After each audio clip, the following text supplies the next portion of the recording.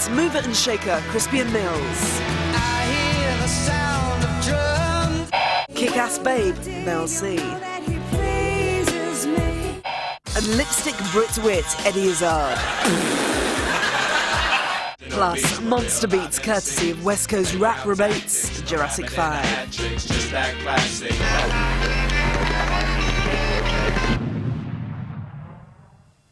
Hiya, I'm Jo Whiley and welcome to the last show in the current series. It's end of term party time and here ready to blow up a few balloons and slurp some fizzy pop are my three head prefects. Crispian, hello. Mel C. Hiya. And Eddie Izzard. I was never a head prefect. Weren't you? Were you No. kicked out of school? That's school pig, that was. And you're not supposed to be school pig. Tonight, the subjects. Will E17's second coming be good enough for them to stay another day? Can the men from Uncle unravel the mystery of what makes good music? And was there more to Culture Club and Duran Duran than Diamante and dodgy haircuts? But here's the first lesson of the evening. It's the news.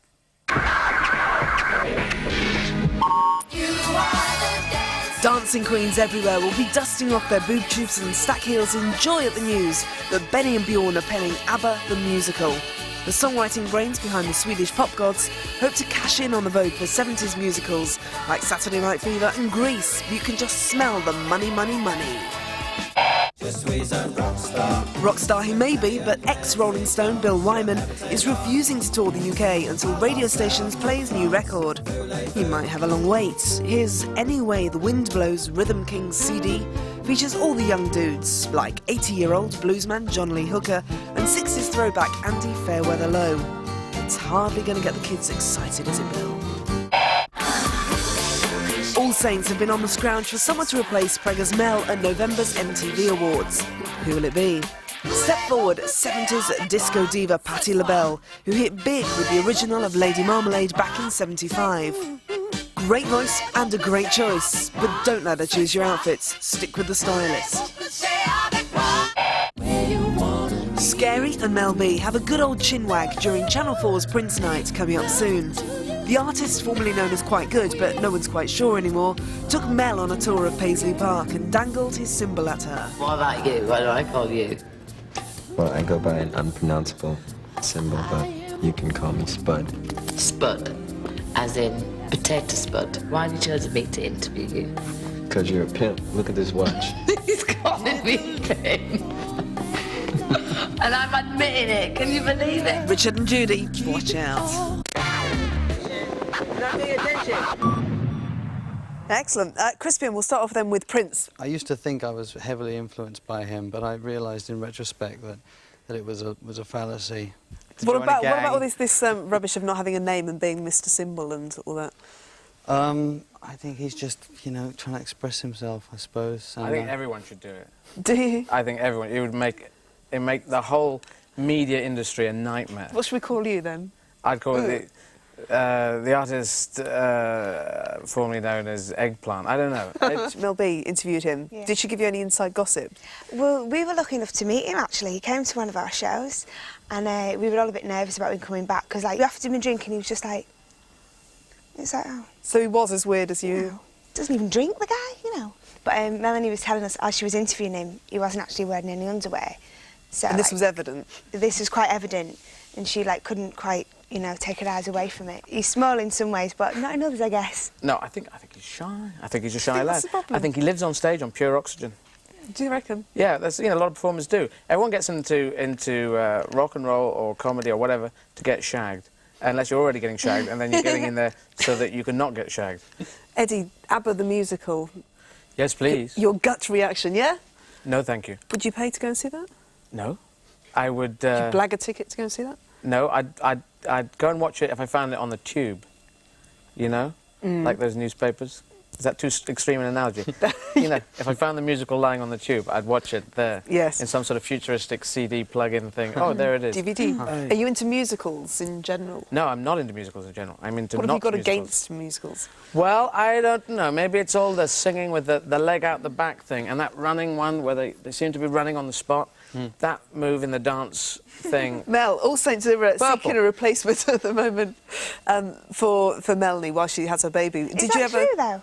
Yeah, Oh, really? apparently, yeah. What? Did you ever consider replacing Jerry, though, when she left? Never. Never had a conversation with the group saying, right, Never. what should we do? You must have... It'd be so difficult because we're so close-knit.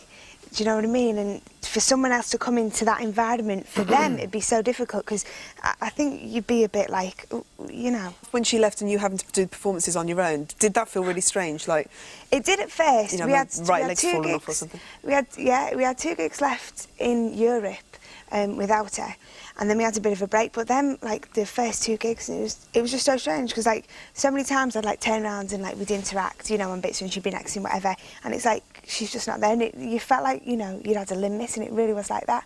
But then when we'd like, you know, re-rehearsed, a week off, whatever, went over to America, it felt like she'd never been there in the first place. that's terrible, though. It's really strange now. It feels like, you know, she's, you know, a mate from way back, but it feels like she was never in the band. Do you see her? Are you still in touch with her? I haven't seen her, because, like, well, we've been back for about a fortnight now, like, from America, but I've not seen her. But she's busy, isn't she? Have your paths just completely separated, and you doubt very much whether you will be seeing her socially or anything? Yeah, I mean, socially I probably wouldn't see her anyway. But maybe through work. But, I mean, we're still in touch, you know. She wrote me a letter the other day. What did she say? So, Was it just a matey letter? Yeah, or it was just like, hi, you know, I hope things are all right and stuff. Yeah. That's it. Why did she not go to Mel B's wedding? Because that is bound to make people think, oh, She they're didn't not actually friends. go to Mel's wedding because she was in America. Because she was doing some awards. Yeah. Awards. What was MTV, I think it You know, was. some awards, the MTV awards. Yeah. So she wasn't in the country. OK, so she probably had an invitation, but she couldn't make it. Nobody had an invitation. It was hush hush. OK, 6 years ago, baggy-trousered Cockneys E17 shuffled into the charts with their mix of pop and rap light. The quartet went on to challenge Take That for the Teen Scream crown and achieve 15 top 20 singles. Following a highly publicised bust-up between Brian Harvey and the band, it looked like E17 were washed up for good. But now, 2 years on, they've made up, and Brian's back with E17. Minus songwriter Tony Mortimer. See what you think.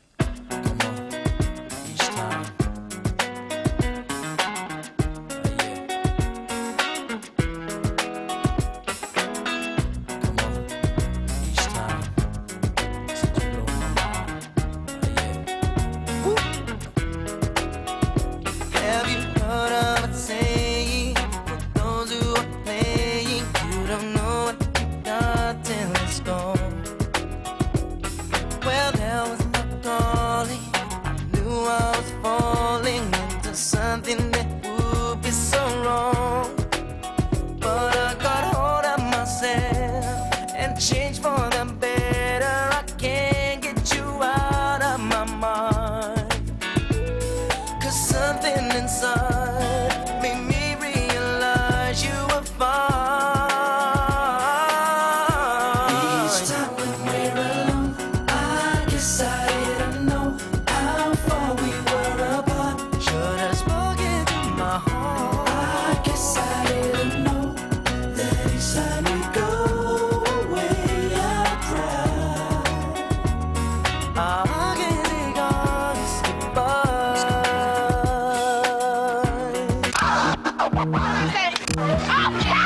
E17, not to be confused with E17, and Brian Harvey minus any underarm hair. I don't know if you noticed that. Mel. I think very dangerous calling themselves E17 after the whole Brian Harvey thing. When I first heard that they were making, you know, coming back, I thought, oh yeah, nice one. As long as the music's good, you know what I mean, then Yeah. I hope they do well. But then I just thought it was a bit, So, yeah, bit what do you make of the bland, music? a bit- Just too bland? yeah. I thought if that's the first single off your album, that's a bit of a shame, because like you'd want it, you want like some impact, wouldn't you? But I mean that would Sounds be a very poor American, very album much track. like Boys to Men, don't you Yeah. think? I think he's got a good voice. I like his voice. You know, it's really R&B, but it's not my cup of tea anyway. That kind of music. You had Brian Harvey at the front. There were 2 boys in the background either side. Terry and John. Terry Yeah. and John. All Doing- coming from Walthamstow, of course. Doing all that. Yeah, like this. What do I do? What do I do? Just keep doing that. Just keep doing that. Occasionally coming forward and do Yeah. it. We Do see, you have a use for them, or what? Bless him. they're for the boys? Backing singers. Yes. Very little like backing singer usage in stand-up. It's they just don't really work. People coming forward and saying, "Yeah, in a barn," you know, coming back with it wouldn't work for me. In a pub, 2 men in a pub, you know, wouldn't really happen. But I always thought Tony Mortimer, that was his band, wasn't it? Because there was always a video with those 3 guys doing a bit of coming forward and the stuff. Yeah. And Tony Mortimer was off in a car, you know, mending a truck somewhere, being very separate. It was always like designed, I thought, so that Tony could go off and you know, be himself. I was never in that band type thing. He was always dressed to completely different. Less of that, because they always had very strange usage of facial hair appendages, yes. there, and he just had nothing like that. It was like in a different band, the guy behind in black. So can you see stardom for this lot? Do you think it will happen? Well, no, I didn't like that video. It was a lot of car driving and driving through litter. It's the professionals. Crispin, what did you make of E17? Brian and his boys? Yeah, I thought the boys in the back were cool, actually. I think they made it. They made up for Brian taking himself so seriously. I think they were joking. What about the new sound? I like the one where when they did the Brits Awards and they were all in anoraks singing Rain or something, and what's the singer that'd be called Rain, again? What's the guy? Brian, the short bloke. No, the other guy who left. Tony. Tony was there in his wheelchair with a bust leg. And he's going, Yes. "That will be done." Time to get sombre now and get a bit morbid. We caught up with the Master of Darkness, Marilyn Manson, and asked the Antichrist superstar the tune that he would like most played at his funeral. His reply. The song I would like to have played at my funeral would be Comfortably Numb by Pink Floyd.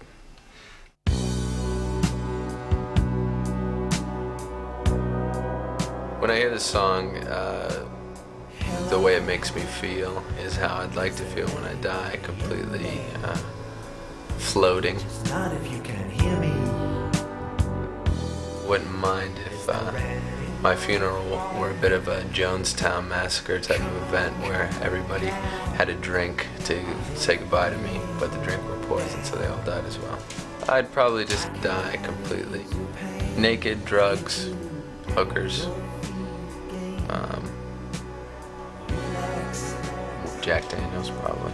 I wouldn't mind if they hired some special effects people from Hollywood and created some sort of animatronics version of me so that I could get up out of my casket and perform or something, some sort of sexual act to entertain all of the people before they die as well. And that would be my revenge on them. It wouldn't be so bad to be taxidermied either, stuffed with an erection, so that I'd be represented in my strongest form. People could sexually please themselves with me after I'm dead.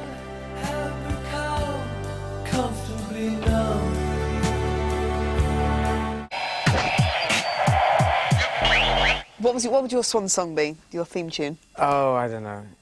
Either Eric Idle's fantastic, Always Look on the Bright Side of Life, Right. which, as long as they have Life's a Piece of Shit in it, Yes. because that's an important line, and it has become an anthem, and everyone sings it, which is great. Either that or Helter Skelter by the Beatles, just because it's wrong to have at a funeral. Crispian, what would your song be? Oh, I don't know. I mean, it's very important, I think, you know, where you're at. To make a statement. When you leave your body, isn't it? You've got to be very much kind of absorbed in something. And I think it'd have to be Marilyn Manson, probably. He'd send me off on someplace. I think it's all over to Marilyn Manson's funeral for a party. I mean, To impale yourself. Metal, what tune would you want played? The final curtain falls. I quite like the idea of having something nice and jolly. But I don't know, immediately when asked that question, I just thought of Imagine by John Lennon, and I don't know why. But that's like really very freaking poignant, it, I 'cause, suppose. like, well, all your family is sitting there and he's singing, Imagine There's No Heaven. OK, we're going to talk more in just a bit. After the break, we relive the 80s excess of Duran Duran and Culture Club, plus award-winning hip-hoppers Jurassic 5 rip it up with their new single, so stick around.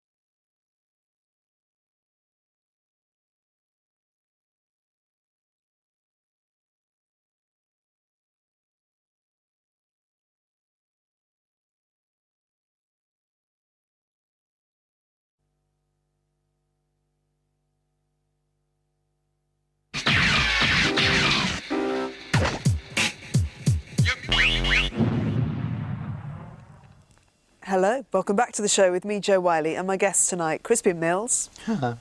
Melanie. And Eddie Izzard. Hello. Thank you very No, much. I don't want to say hello. I don't want to. What's this? We said hello at the beginning. Well, no, just not so that hello. people I think you're take still back happy that to hello. be here.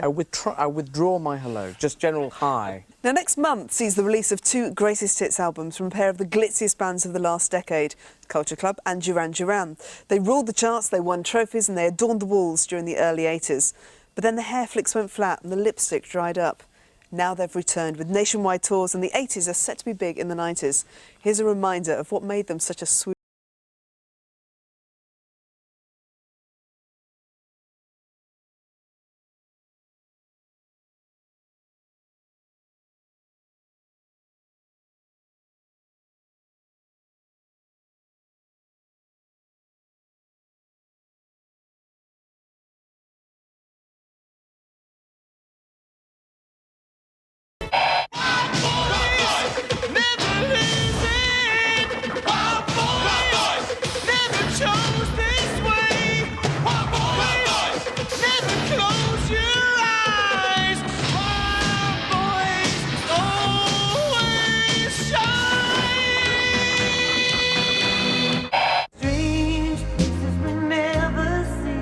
You're always there, like a ghost in my dream, and I keep on telling you, please don't do the things you do.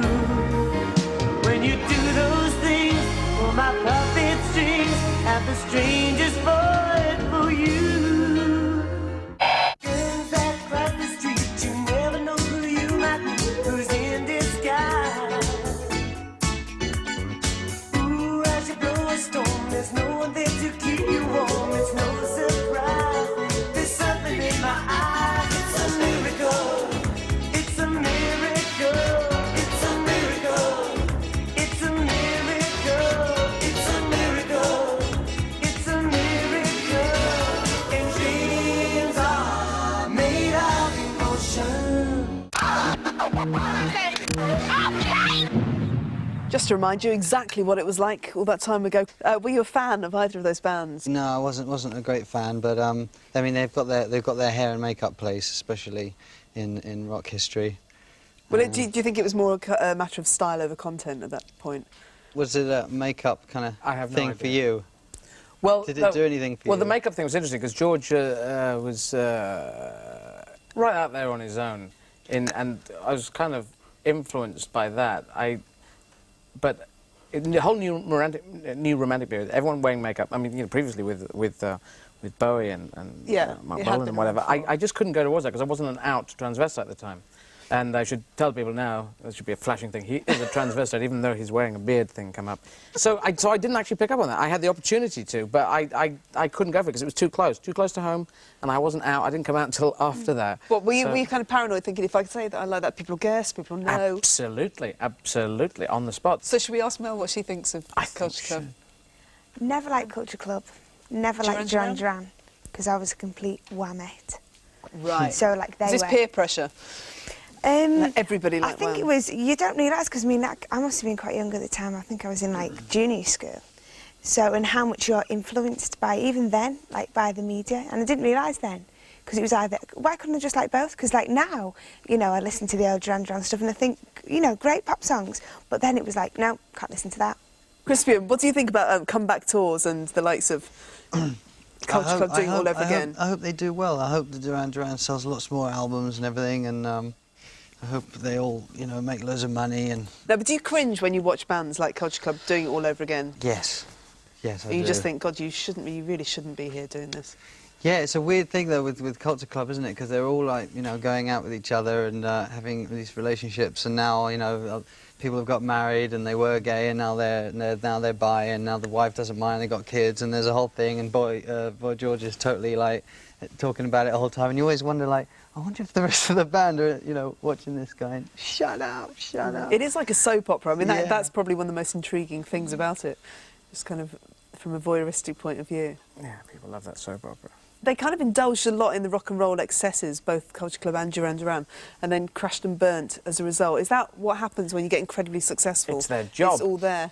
They're pop job. stars, they should... You've got to, and you've got to crash and burn. It's important to explode at some point. With the Spice Girls, because there is such a pressure on you to be holier than thou and kind of not swear on stage particularly and to live this good life. I'm just back off tour. You know what you were talking about, trying to find something to fulfil that gap. And that's what I think all four of us are coming to terms with now, and it is really, really difficult. I'm not saying that I'm going to turn to drugs or anything, but just to get back to be living a semi-normal life, sleeping in your own bed, making your own breakfast. How does it feel then, the first couple of days when you come off tour? It's strange. I'm still going through it. It's like you're up and down all the time. Do you get like a depression then? Yeah, definitely. It's really, really difficult. And how do you deal with it? You just have to get on with it. Being busy is the best thing, and looking forward and moving on, because it's exciting to be getting new material together. So, Crispin, you have been on tour and you have kind of been subjected to the rock and roll excesses. Haven't you? Yes, I have. I just can't remember it. Yeah, I must have done. Right. It was that good? Yeah, it must be. I must have done something. No, but can you relate to what Mel was saying about the just about that hollow feeling? I think it depends on the person. There's loads of people who can deal with it, and loads of people who just escape in different ways. And the only real drag is just with coke, and people get into performing and they get in front of big crowds and then they start taking coke and then it all goes pear-shaped, and people really turn into arseholes. You've seen that happening around you? It's not just in bands, I suppose, it's the whole industry that's around you. Yeah, I don't know. Most bands I've met, they're not so rock and roll as the people in the music business. Do you think so? That's true, actually. Yeah. And when you meet, some big old rockers and stuff like that, and they're all reformed and everything, and then you've still got old people around, doing it all, but the bands are all clean living vegetarians, out jogging at 6 o'clock every morning. It's quite bizarre, actually, isn't it? Fair enough, I shall probe no further. Now, they've called Uncle's Science Fiction the Apocalypse Now of albums, a dark, melancholy epic featuring virtuoso performances from Richard Ashcroft, Beastie Boy, Mike D and Badly Drawn Boy, amongst others. It took 3 years to make. The first single, Rabbit in Your Headlights, features Tom York on vocals. Was it worth the wait? Decide for yourself.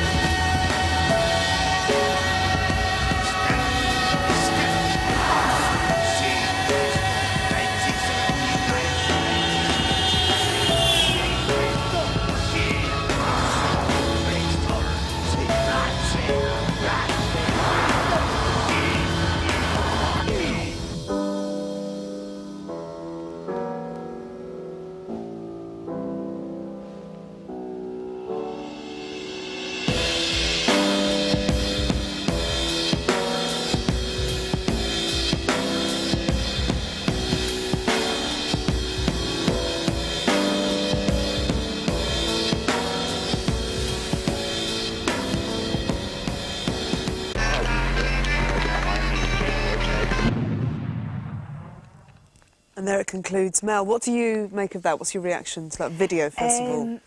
Initially, I think the video takes everything away from the song, because when I watched it, I hadn't even listened to the song. You know what I mean? I think it's a great video. I found it quite disturbing. Yeah. It's pretty horrific. I don't know. It sounds I think it's that completely video. shocking. It's just something that you watch over and over again and you just don't want to see the impacts and stuff. Eddie, what did you make of it? Yeah, I listened to it and I thought, oh, he's sounding very Tom Yorky, yeah, I was like, he's doing Tom York there, and it is Tom York, so that's why. Yeah, with this sort of Portishead thing and very, very beguiling. The video, though? I mean, you were analysing it as you were watching that. Yeah, well, the video is fantastic. I was watching for when they swapped the guy getting hit with a bloke called Steve who's used to that and can take it. And I can't see the joints. It just takes you in. Crispian, bands are getting dragged along at the moment and feeling like we've got to do a dark and gloomy album. Yeah, you know, are we nihilistic enough to be hip? Type thing. Yeah, I don't know. You can't ignore what's going on out there. It is very grim. But do you react against that? You know, yeah, I do react against it, but I'm very confident that there's a very positive kind of energy and type of consciousness and awareness that's going to break through it and really change the world. I genuinely believe that. Okay, so you're going to be the anti-gloom. No, I think you have to recognise it, but it's one thing just to talk about it and just to, you know, I think for me I can't just do that. I have to try and express the other side, and because I feel it. I don't feel depressed the whole time. I genuinely don't. Mel, do you think music's just become far too morose and kind of wallowing in misery for its own good? There's room for everything, isn't there? I think, you know, there's always been that side of things. But I mean, look at all the pop that's going on as well. It's just all so jolly. You know, there's a lot of exciting things going on for kids, because obviously they're the people who are buying it, aren't they? Do you feel like you're leaving the kids behind, or do you want to leave the kids behind and move on to a more mature audience? And that's something you'll be able to do now. Jerry's left. You could change your video style. There's a good idea with that. You could have all the Spice Girls in the car going down the tunnel chasing Jerry. I do feel like I do want an older audience. I do feel like I do find it quite frustrating, actually, that, you know, you've got this sellout gig and then you look. I mean, not to, you know, be ungrateful for all the support that we get, but, you know, you're giving it loads and you look out there and, like, some of the kids are asleep and you think... You're not appreciating what we're doing. It is quite frustrating. Thank you very much for coming on the show anyway. Crispian. Pleasure. And Mel and Eddie. Good night. We'll end, though, tonight with some music. LA hip-hoppers Jurassic 5, whose Scratchadelic Grooves won them the Best New Artist album at this month's Music Awards. It's time to sign off with the old-school flavour of Concrete Schoolyard. Until next time, we'll see ya. Yo, what you say? Live all the way from LA to the UK. Jurassic 5th, we ready to grab the mic and do this. No doubt we're here in the flesh, ready to rock. No doubt, representing like this. I check it out and it goes a little something like, yo, I'm about to say this one time, boy, and that's my word. Rock the shock and knock the fire out the Hindenburg. The contribution is clear. You add water to bone to get the Jurassic 5 on the microphone. Now if you're liking the tone and how the harmony's done, and the sucker MCs die before the begun, well, I like to know if you got the notion, cause we're #1. I'm not trying to say my style is better than yours, I'm just on some other shit. I'm all about the beats and the lyrics, so when you hear it, you can feel it. The vibe is energized by the presence of my spirit. No interference, we persevere. The purpose is clear, we're here to leave your ear hurting severe. You're lurking in fear, cause we take it back like Robin Loxley, rocking from countryside to spots where hard rocks be. I often wonder if these MCs even know how it feels to dedicate their whole life to this mic, cause still, it ain't about the bill. That ain't keeping it real. A lot of tight rappers out here ain't got no deal. We appeal to the brothers with flow finesse, cause it's the 100-watt bloodshot game of death. Cause we're protected by the covenant of words and beats. Rewind and feel the heat and recline and take a seat. So let's take it back to the concrete streets. Original beats for real live MCs. Playground tactics, no rabbit and a hat tricks. Just that classic rap shit from Jurassic.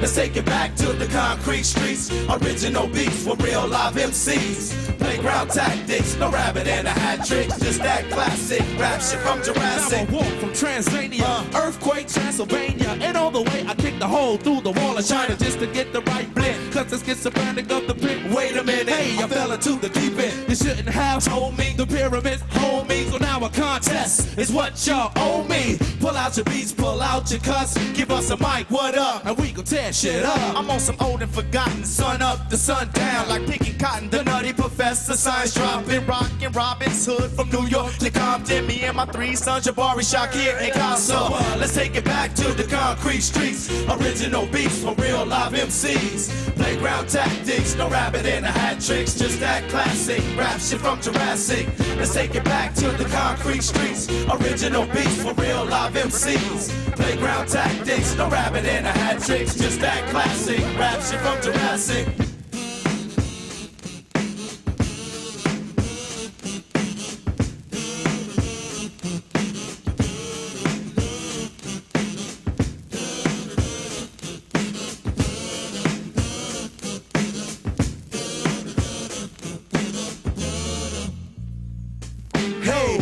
represent the UNIT. Why do or die, anti-Illuminati? Why do the liquid from my vocals make the ghetto start swimming? Forever winning, we in it like metal on living. I get goosebumps when the bassline thumps. A sucker MC beside, he had mine for lunch. Mark 7, get you open like an attaché. Briefcase in this case, defeat there is no way.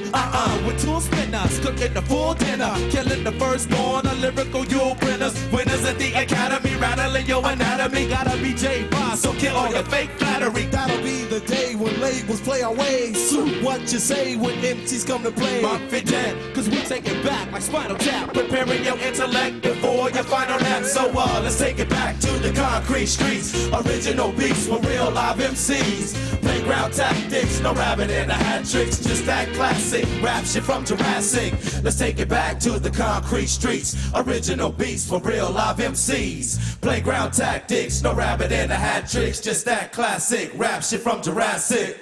J5. Yeah.